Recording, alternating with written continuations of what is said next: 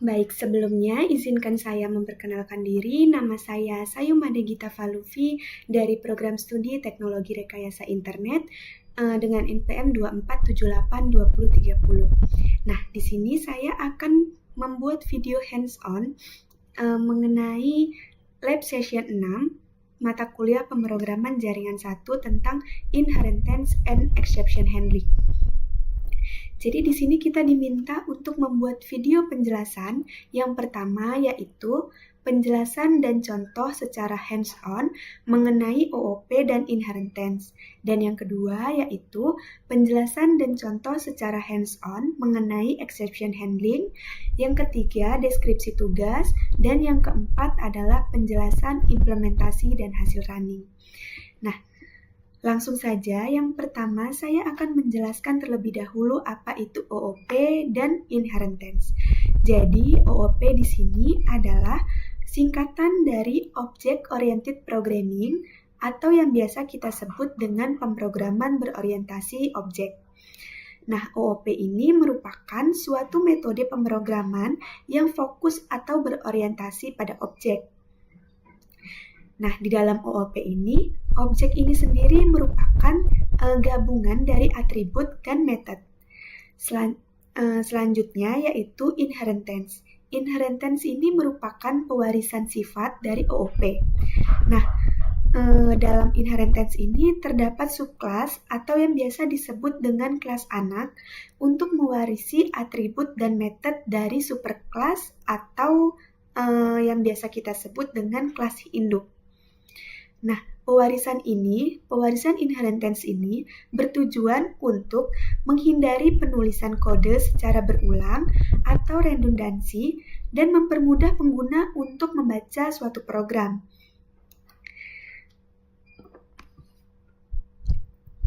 Nah, selanjutnya di sini saya akan memberikan contoh mengenai OOP dan inheritance. Langsung saja kita ke Sublime. Aduh, ini kita hapus dulu.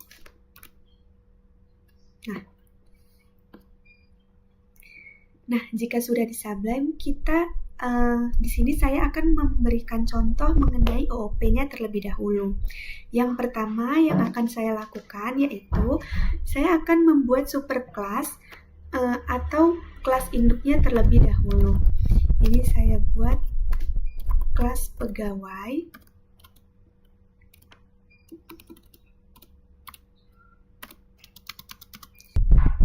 Jika sudah membuat superclass-nya, di sini saya akan mengetik dev init sini self, nama, dan gaji. Nah, dev init ini merupakan sebagai konstruktor yang otomatis dipanggil saat objek dibuat dalam induk kelas ini. Nah, ini juga bertujuan untuk menginisialisasi nilai awal atribut dari objek.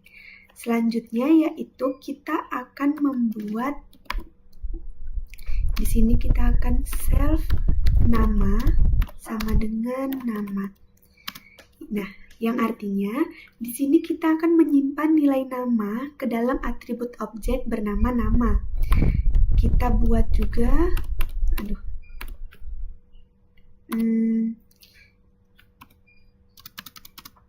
ini self gaji sama dengan gaji. Sama saja ya. Jadi di sini kita dapat menyimpan nilai gaji ke dalam atribut objek bernama gaji. Setelah itu kita akan membuat metodenya. Dev.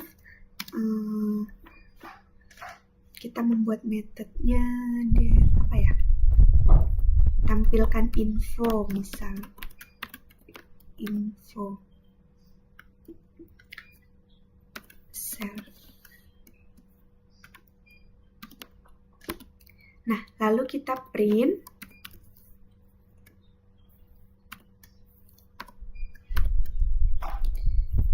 Printnya di sini self nama memiliki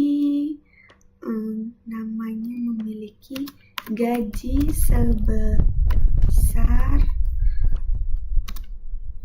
berarti ini self gaji. Nah, method di sini ini digunakan untuk menampilkan nama dan gaji dari pegawai. Selanjutnya yaitu kita akan membuat subclass bernama class manager. Sini kita buat subclass ya. Nah, di sini kita sudah mulai membuat contoh dari inheritance-nya. Karena kita akan membuat subclass yang mewarisi sifat dari kelas pegawainya. Jadi kita buat class manager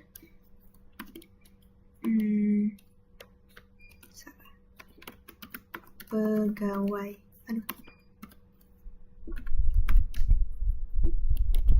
Nah, ini menunjukkan bahwa manajer adalah turunan dari kelas pegawai. Artinya, manajer ini mewarisi semua atribut dan metode dari pegawai.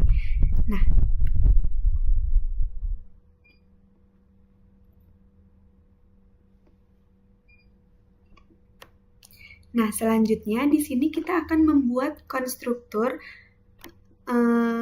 yang dimiliki oleh class manager. Jadi di sini kita def init self, nama, gaji, dan departemen.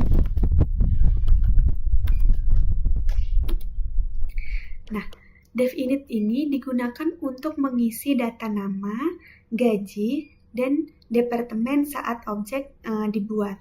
Selanjutnya yaitu kita akan memanggil konstruktur dari pegawai. Di sini kita pakai super, gini ya, ini init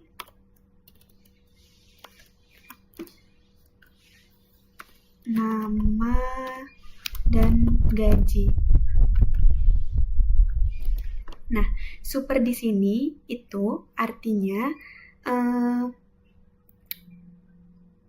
super ini nih artinya menjalankan konstruktor dari kelas induk. Nah, kenapa kita pakai super di sini? Karena super ini digunakan untuk menghindari duplikasi kode dari kelas induk yang sudah kita buat sebelumnya.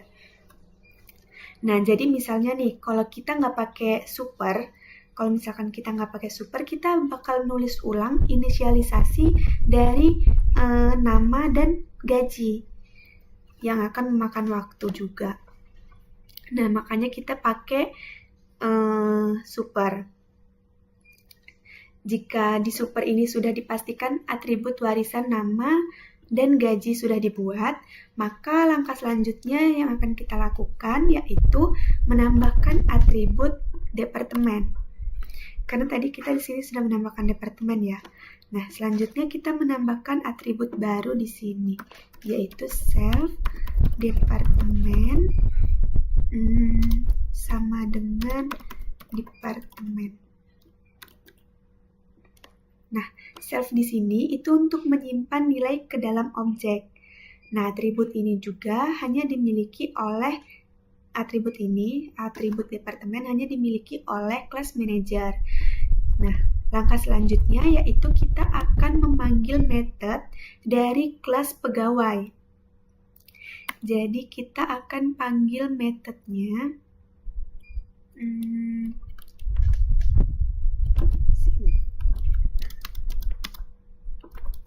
def kita panggil tampilkan info. Sini self. Nah, self di sini itu digunakan untuk agar fungsi bisa mengakses data milik objek seperti self titik nama dan self gaji ini. Selanjutnya, kita akan memanggil metode tampilkan info dari kelas pegawai ini. Jadi, Sini kita super lagi, titik tampilkan info. Nah, sama seperti tadi, tujuan dari super di sini itu adalah supaya kita tidak perlu menulis ulang semua baris dari kelas induk. Pada bagian ini juga akan menampilkan info nama dan gaji dari kelas induk. Nah, selanjutnya jika sudah kita print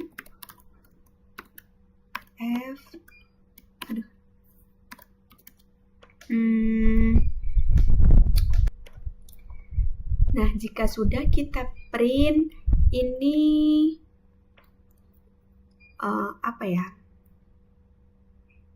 Namanya departemen.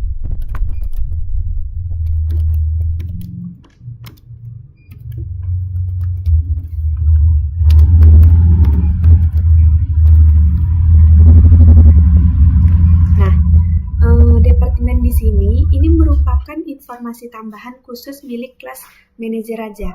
Jadi tidak ada di kelas pegawai. Nah, bagian ini akan menampilkan info tambahan dari subkelas dan kelas anak. Subkelas atau kelas anak. Selanjutnya yaitu kita akan membuat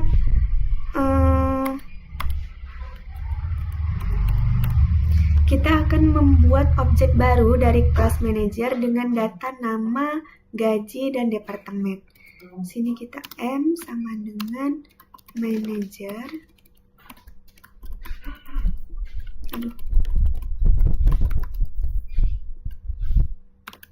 Namanya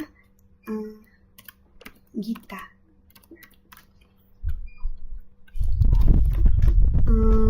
Gajinya misalkan 5 juta.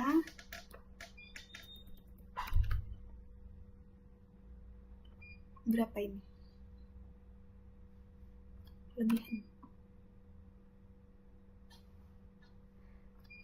Habis itu departemennya misalkan HRD. Nah, jadi objek M di sini ini sekarang memiliki 3 atribut ya.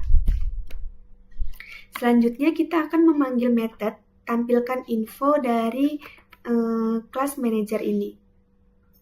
Di sini kita M titik tampilkan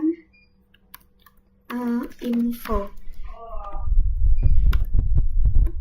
Nah, pada bagian ini digunakan untuk menampilkan informasi lengkap tentang objek manajer itu sendiri. Jika sudah, kita save.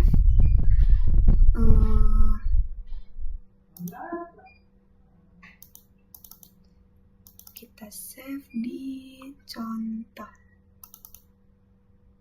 Ini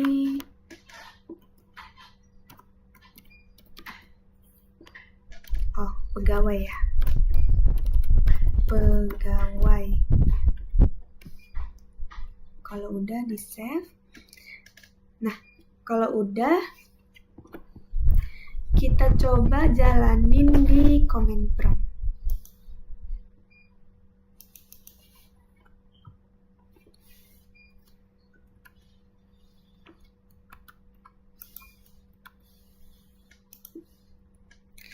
Kita coba jalanin di command prompt, kita masuk dulu ke direktori contoh.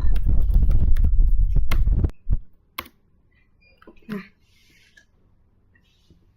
jika sudah, kita coba running.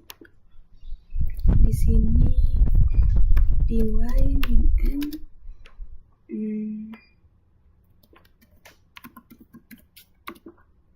Nah, jadi hasil runningnya seperti ini.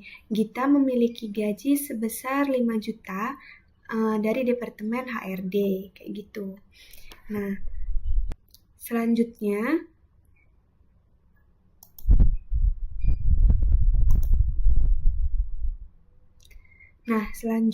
di sini kita akan membuat kita baca soal lagi.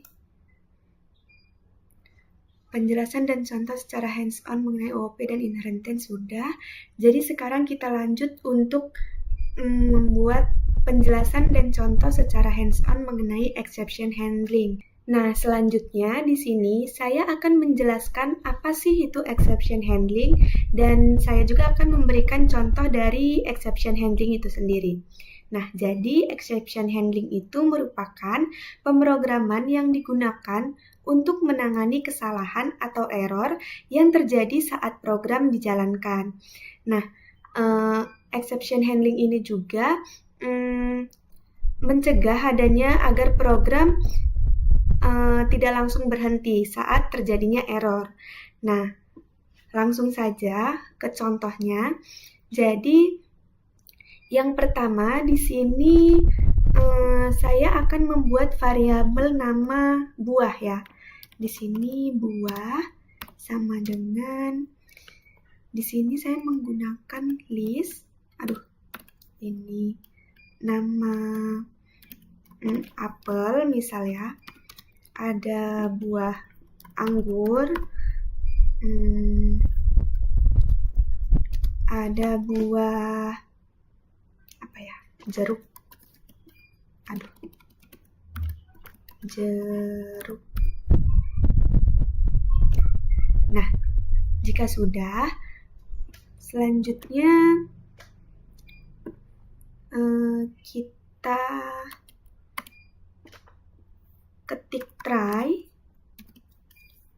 ini, lalu pilihan sama dengan integer input. Ini pilih indeks buah 0 sampai 2.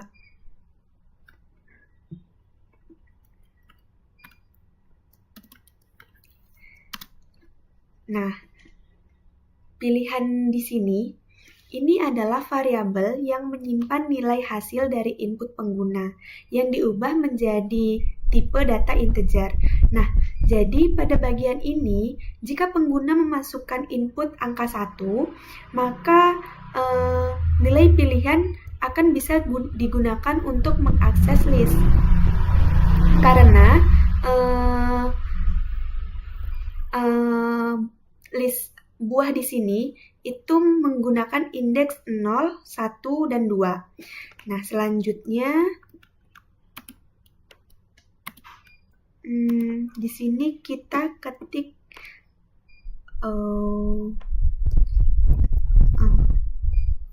accept value error. Titik 2. Nah, accept value error ini digunakan untuk menangani kesalahan input saat pengguna memasukkan nilai yang salah. Nah, selanjutnya di sini kita print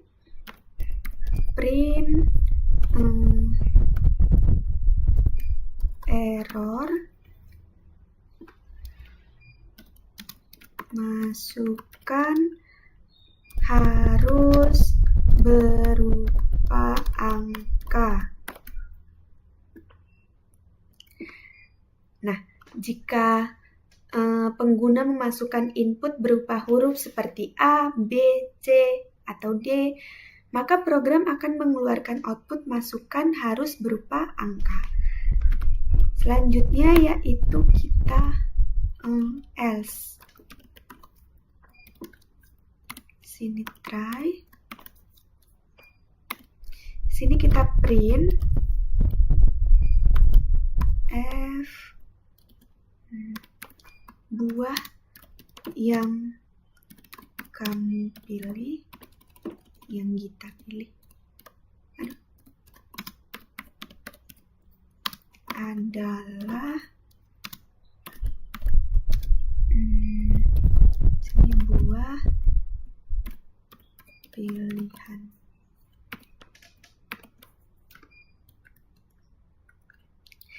Nah, blok else di sini dijalankan hanya jika tidak terjadi error di blok try pertama.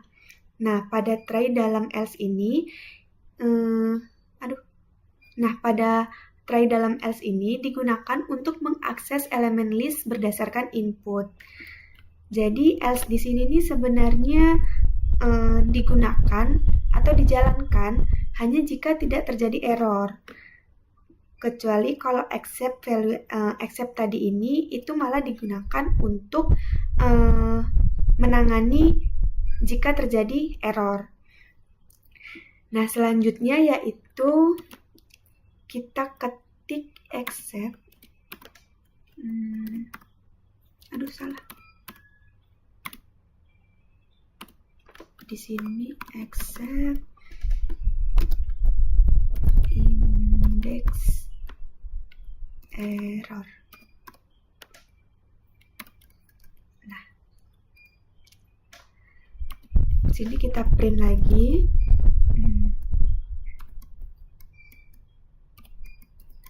Error indeks yang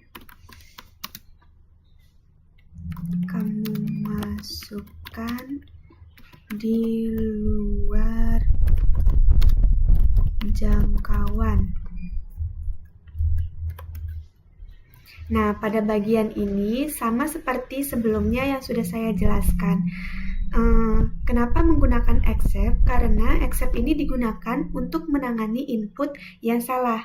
Nah, accept index error ini itu dijalankan jika angka yang dimasukkan di luar batas list. Jadi, misal kalau pengguna memasukkan angka 4, maka program akan mengeluarkan indeks ini. Akan mengeluarkan indeks yang kamu masukkan di luar batas list. Karena indeks yang kita punya itu hanya dari 0 sampai dengan 2. Gitu. Nah, selanjutnya yaitu finally. Di sini kita ketik dulu finally (2), lalu kita print lagi ya. Print terima kasih sudah memilih buah misal. Nah, finally ini akan selalu dijalankan oleh program apapun yang terjadi kondisinya, baik ada yang error ataupun tidak. Jadi, jika kita jalankan program ini, finally ini akan selalu muncul, walaupun di program itu ada error atau tidak ada error. Kita coba aja ini, kita save. Ini apa ya namanya? Buah.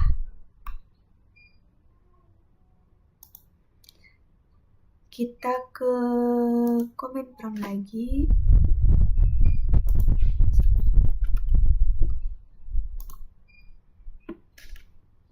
Udah ya. Sekarang kita coba running programnya.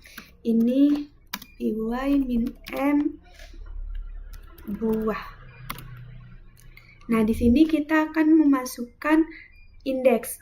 Kita coba kalau kita memasukkan indeksnya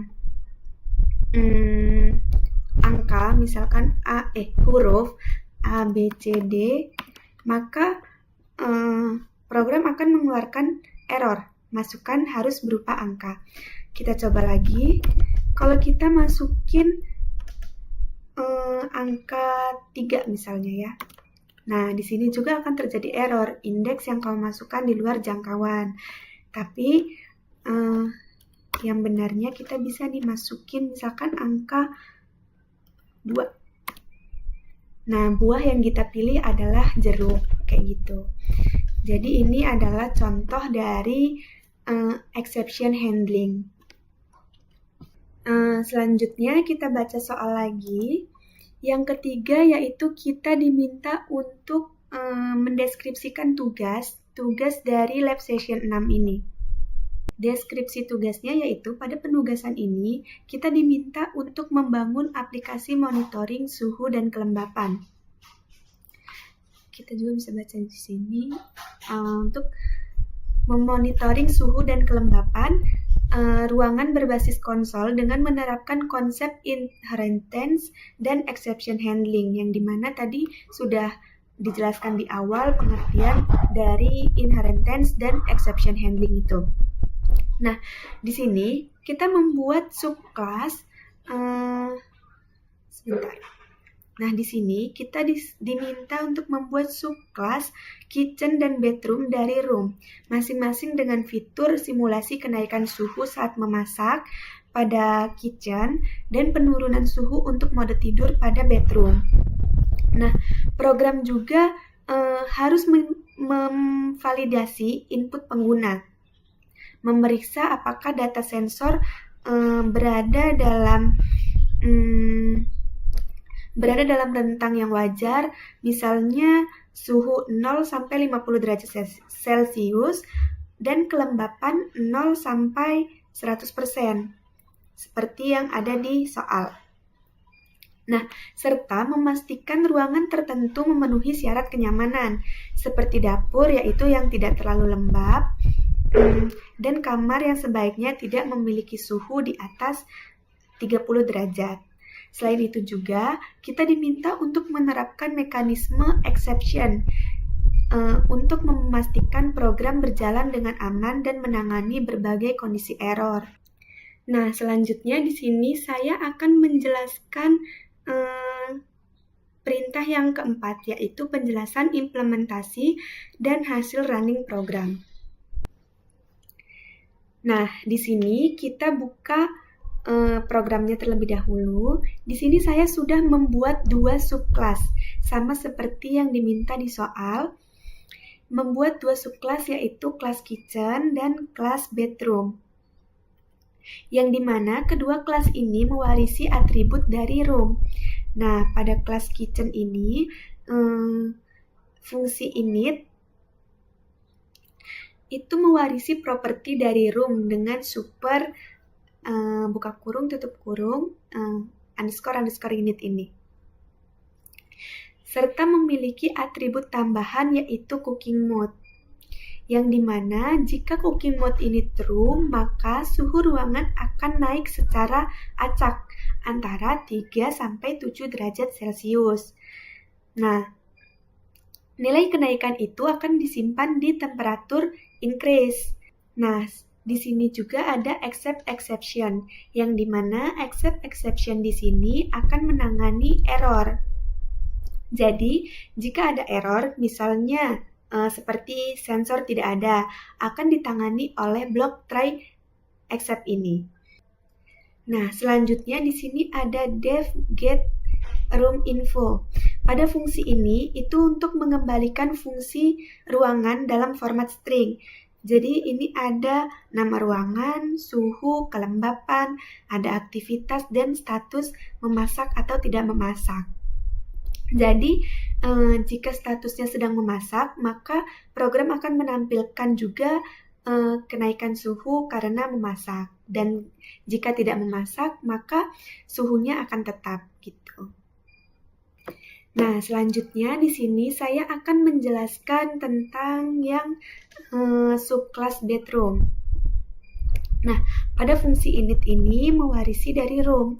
Ini mewakili atribut tambahan status. Di sini ada tambahan atribut juga, yaitu atribut status ya. Nah, jika status ini true, maka suhu ruangan akan diturunkan secara acak antara 1 sampai 3 derajat Celcius. Nah, nilai penurunannya juga disimpan di self temperature decrease ini. Jadi, di sini juga ada accept exception, yang dimana sama seperti subclass di kitchen tadi, accept exception ini itu untuk menangani error. Jadi jika terjadi error saat proses ini ditangani oleh blok try except ini. Nah, selanjutnya yaitu pada fungsi def get room info. Di sini fungsi ini untuk mengecek apakah suhu ruangan kurang dari atau sama dengan 30 derajat Celcius.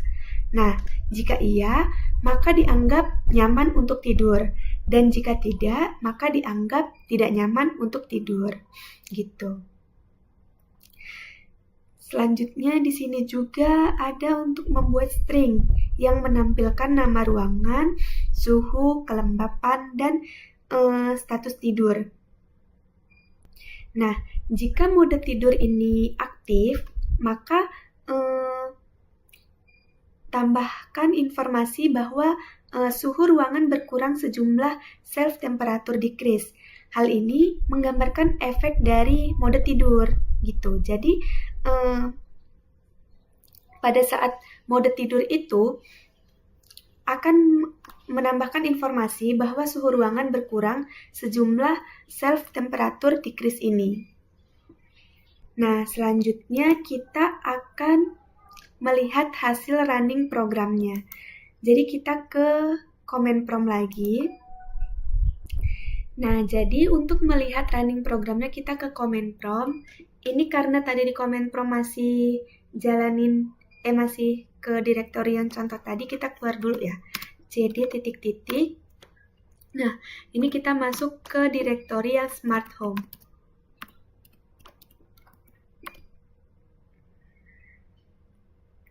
Jika sudah, kita coba running py-m monitoring main.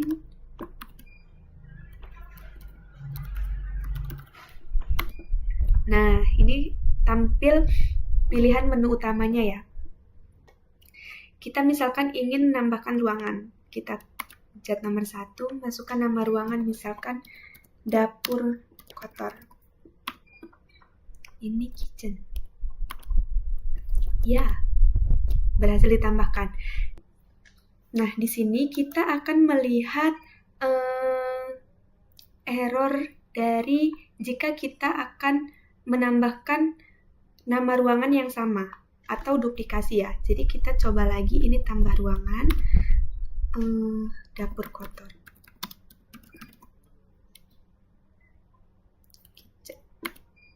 Nah, maka program akan mengeluarkan output error, ruangan dapur kotor sudah terdaftar. Jadi dia tidak akan masuk ke, tidak akan berhasil ditambahkan. Ini masuk di dalam program di monitoring, yaitu yang bagian ini. Nih, ada forum in room list. Ini yaitu ruangan room name sudah terdaftar, jadi tidak bisa berhasil untuk ditambahkan. Nah, selanjutnya di sini kita akan coba lagi untuk tambah ruangan. Misalkan di sini kamar ibu, ini bedroom. Oh, sabar ya, salah. Nah, jadi di sini jika kamar ibu itu terlalu panas, maka program akan menampilkan output error suhu kamar terlalu panas 46,19%. Maksimalnya adalah 30 derajat Celcius. Ini masuk ke dalam di program yang ini, validasi khusus yang bedroom. Suhu kamar terlalu panas. New room sensor temperatur maksimal 30 derajat Celcius. Nah, ini program akan mengeluarkan output itu secara acak ya. Jadi, tanpa kita bisa tentukan berapa derajat atau berapa suhunya yang akan keluar. Nah, jadi jika kamar terlalu panas, maka program akan menampilkan suhu kamar terlalu panas. Maksimalnya harus 30 derajat Celcius. Selanjutnya yaitu kita akan coba ini masukin lagi kamar anak 1. Ini misalkan kita pilih angka 4. Nah, di sini program juga akan menampilkan output error, jenis ruangan tidak valid. Ini sama seperti di program monitoring yang ini. Else, raise value error, jenis ruangan tidak valid. Karena di sini pilihan jenis ruangannya hanya ada 1, 2, dan 3. Nah, gitu. Jika sudah, selanjutnya di sini saya akan mencoba menjalankan programnya agar berjalan dengan baik ya. Ini kita tambahkan ruangan lagi, kita masukkan misalkan dapur bersih. Sini kitchennya 2, ini Y.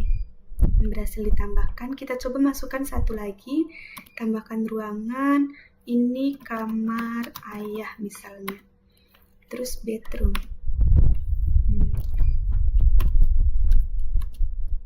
Berhasil ditambahkan juga. Jadi sekarang kita ingin melihat semua data semua ruangannya. Ini kita pencet nomor 2. Nah, di sini akan muncul ya. Jadi ruangan yang pertama itu dapur kotor, suhunya ada 26,73 derajat Celcius, kelembapannya 11%.